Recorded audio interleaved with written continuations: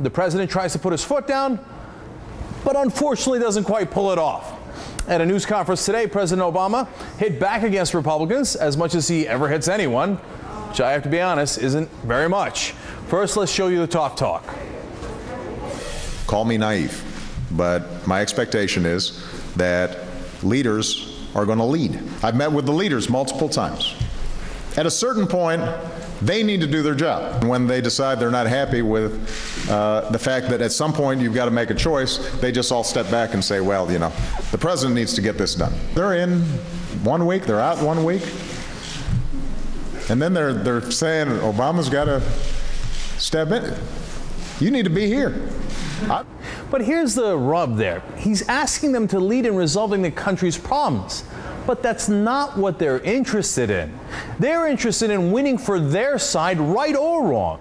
They view leadership as making you cave in to what they want, and they think you'll take almost any deal that they give you.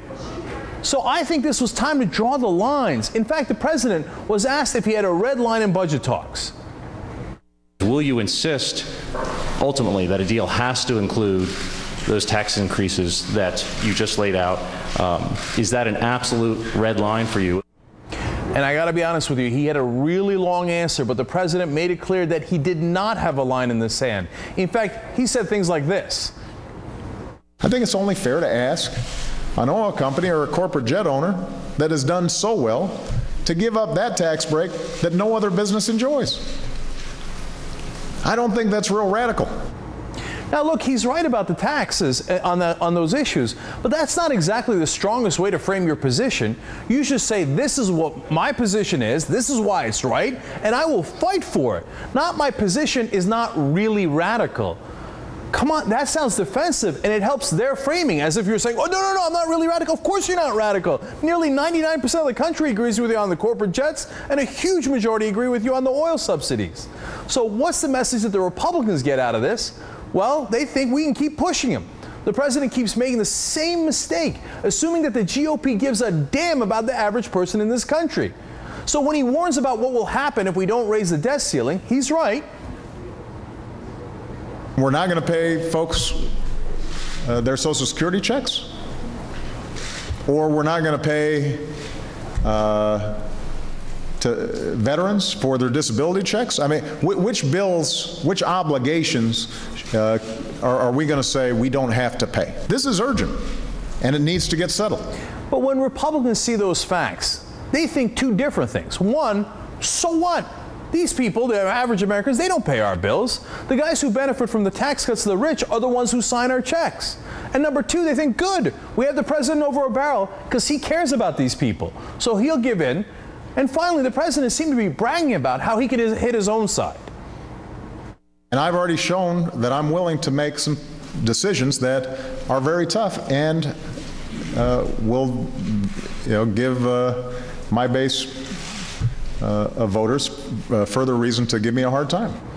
But look, the Republicans don't see that as a reason to return the favor and be tough on their side. They don't look at it that way at all. They see it as another good reason to keep pushing you, because they think you're much more willing to give in on your priorities than they are on their priorities.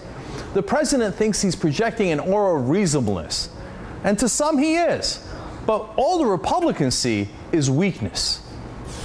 Joining me now is Senator Robert Mendendez, a Democrat from New Jersey. He serves on the Banking and Finance Committees, and today he held a news conference challenging Republicans to end ethanol and oil subsidies. Senator Mendendez, great to have you here. Good to be with you. All right. Well, let me ask you. The president was asked whether he's going to draw a red line, and he never fully answered that question. Should he have said, yes, absolutely, here are the oil subsidies, ethanol subsidies, etc. Here are the tax issues that I will not bend on? Well, I certainly would have hoped he would have said it. I certainly would have hoped that he would have said, we're asking middle-class families and working families in this country to be part of the sacrifice to get the country's economic footing back on track. Well, we should ask big oil. We should ask those ethanol subsidies. We should ask other tax breaks and loopholes to be ended, because we can't afford them anymore, and certainly American taxpayers shouldn't afford them anymore. And I would have hoped he would have said that, because I think he would have had the American people behind him. Senator Mendendez, combination of Politico and Washington Post reporting says that in the beginning, President Obama started the negotiations asking for about $760 billion in revenue increases, and that we are now down to asking for about $200 to $300 billion. And apparently we've gotten no concessions whatsoever from the Republicans so far. Is this the problem that we always face in these negotiations, that the Republicans do not bend and the Democrats and the White House just keeps going lower and lower and lower with their requests? Well, you know, in a negotiation process, unless the other side knows that you are, you know, have a bottom line that you are unwilling to go past, unless they have a clear demarcation, unless you make them equally responsible at the end of the day for the consequences of inaction, then it's a question of how far they'll take you over the barrel. And the reality is that, you know, I'm certainly concerned that while I understand that the president doesn't want to play poker with the nation's credit situation, by the same token, unless he makes it very clear to Republicans that they will be responsible for acting irresponsibly, and that the consequences of that is that they will bear the burden of what it can mean to this country in terms of its economy, what it will mean to people's 401ks, what it will mean to, you know, their retirement funds when the market takes a dive, what it will mean to companies who, instead of hiring, will contract and hold back their investments, what it will mean to this economy, that until he does that and makes it very clear to the American people why they have a stake in this and who's putting them at risk, which is the Republicans, then I think it's a risky negotiation process. Right. Unfortunately, all these negotiations are to some degree poker, right? And you've got to say, hey, you know, if you keep folding, well, they know what you're going to do next. And, you know, he began to do that today, to be fair. He mentioned a bunch of things that we could not pay for. 44% of our bills can't be paid. Social Security would be affected. Medicare, Medicaid, military pay, veterans benefits, unemployment checks, IRS refunds. But should he have said, look, and been saying a long time ago, this is what's going to happen if the Republicans get their way. Not, hey, if we can't resolve it together, this is what's going to happen. But, hey, the Republicans are the ones responsible for all of this because they're being obstinate. Well, I certainly think that he should, because number one is Republicans are in joint governing here. They control the House of Representatives. They have a responsibility, and they are taking an ideological hard line that has nothing to do with reality and nothing to do what is necessary to make sure the country doesn't default on its obligations, that people don't lose dramatic parts of their retirement income, that we don't lose more jobs at a time that we're trying to create jobs. He needs to put that on their doorstep. And the reality is he'd be just talking the truth, because at this point, that's exactly what they're doing. And so I just hope that we don't have a negotiation where he just drives, you know, they just know that he wants this desperately because he wants the country to succeed, and they're willing to do just about anything for their political purposes. That's a bad chemistry in terms of negotiation. Well, that's interesting. All right, New Jersey Senator Robert Mendendez, thank you so much for joining us. Thank you. All right, now let's bring in Washington Post columnist E.J. Dionne. He's also a senior fellow at the Brookings Institution, and MSNBC political analyst Pat Buchanan.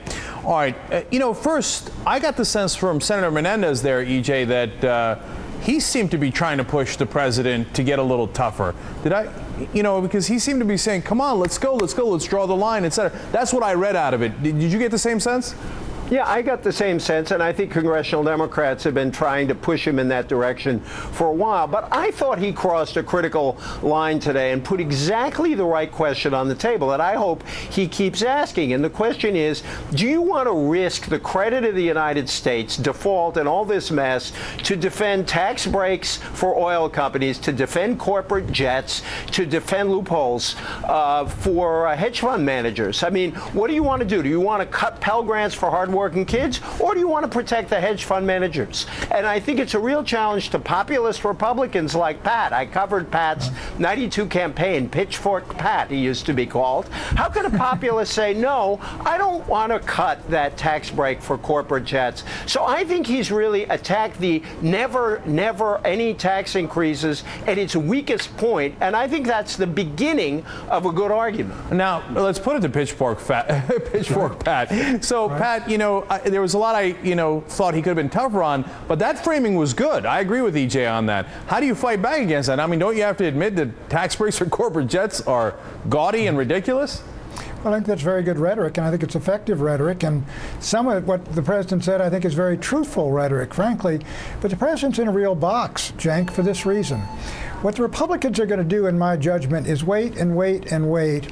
You're going to get down to the end of July, and they're going to pass some very serious spending cuts, Pentagon, domestic spending, maybe some subsidies. They're going to attach it to the debt ceiling. And they're going to send it over to the Senate and say, Mr. President, you've got it, but we're not going along with taxes. Is the President of the United States then going to put his own country into default by vetoing spending cuts simply because they don't contain tax cuts he wants? I wonder if he will, and I think that's why what I picked up in Senator Mendendez is a certain trace of defeatism about their position in this debate and this argument, because in the final analysis, you're right, the Republicans have got to come across with something serious. But they can't come across with tax increases for the simple reason that when they go home, if they do, the Tea Party will start conducting necktie parties on every one of them. All right, now look, EJ, I think Pat makes a really great point there. And I didn't sense weakness from Senator Mendendez, but I sensed that he was worrying about weakness from the White House. I think that was part of what he was saying tonight. And Pat makes a great point in that if they put that out there, if the president doesn't say, hey, under no conditions, and it's your fault if you do this, then he's stuck, isn't he?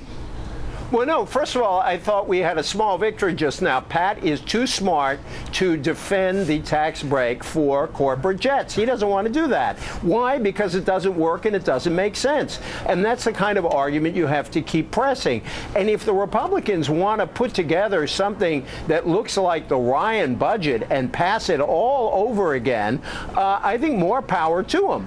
Because no, but EJ, hold on. Let me jump in there. All right, let me jump in here. Hold on one second. EJ, the problem is that they're not going to pass the Ryan budget again. What they're going to do is say, hey, you know what? All the cuts that Biden already agreed to, that Obama agreed to, we're going to pass that. And go, well, you already agreed to it. Go ahead. Right. Right.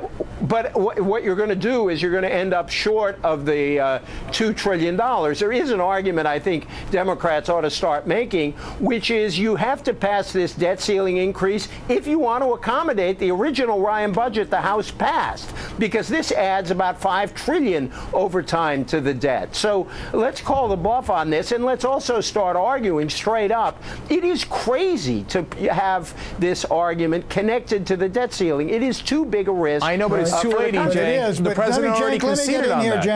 Cenk, let me get in here. EJ, in '92, I believe it was, they had the luxury tax, and I went down to Baywater Boats in Georgia, and they built 8 boats a month, about 100 boats a year, great big yachts and things for people, all working class guys. You that day. They were building 1 boat a month because of the luxury tax, and they simply moved the building of the boats to Mexico. The tax was terribly foolish. It sounded very good. Secondly, EJ, look, you and I have studied a little bit of economics as amateurs, if you will.